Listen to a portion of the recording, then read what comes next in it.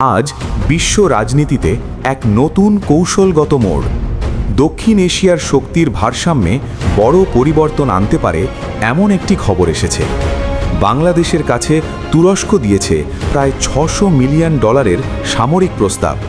এই প্রস্তাব শুধু অস্ত্র কেনা নয়, এটি একটি পূর্ণাঙ্গ প্রতিরক্ষা সহযোগিতার প্রস্তাব। তুরস্ক বাংলাদেশের সামরিক আধুনিকায়নের অংশ হিসেবে একটি বড় প্রতিরক্ষা প্যাকেজ অফার করেছে।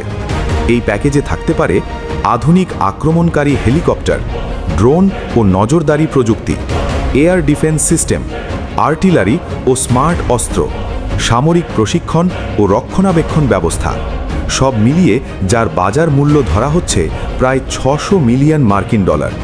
তুরস্ক বর্তমানে বিশ্বের দ্রুততম বেড়ে ওঠা সামরিক প্রযুক্তি শক্তিগুলোর একটি।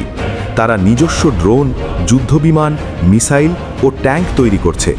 ইতিমধ্যেই বাংলাদেশ তুরস্ক থেকে কিনেছে বাইরাক্তার যুদ্ধ ড্রোন, আধুনিক কামান, সামরিক ইলেকট্রনিক্স।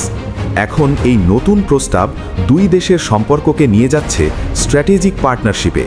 এই প্রস্তাব বাংলাদেশের জন্য গুরুত্বপূর্ণ কারণ সেনাবাহিনীর আধুনিকায়ন দ্রুত হবে, আকাশ ও সীমান্ত নিরাপত্তা বাড়বে, স্থানীয়ভাবে সামরিক প্রযুক্তি তৈরির সুযোগ আসতে পারে, বিদেশের ওপর নির্ভরতা কমবে।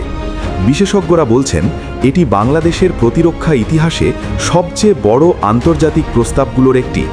এই প্রস্তাব দক্ষিণ এশিয়ার রাজনীতিতে বড় প্রভাব ফেলতে পারে। বিশেষ করে ভারত, চীন ও যুক্তরাষ্ট্র, এই তিন দেশ বিষয়টি খুব গভীরভাবে পর্যবেক্ষণ করছে। কারণ তুরস্ক শুধু অস্ত্র দিচ্ছে না, তারা বাংলাদেশের সাথে কৌশলগত সম্পর্ক গড়ে তুলতে চাইছে। বাংলাদেশ যদি এই প্রস্তাব গ্রহণ করে তাহলে দেশটি সামরিক শক্তিতে এক নতুন স্তরে প্রবেশ করবে। এটি কি শুধু অস্ত্র চুক্তি, নাকি একটি নতুন ভূ রাজনৈতিক যুগের শুরু? এই প্রশ্নের উত্তর দেবে ভবিষ্যৎ।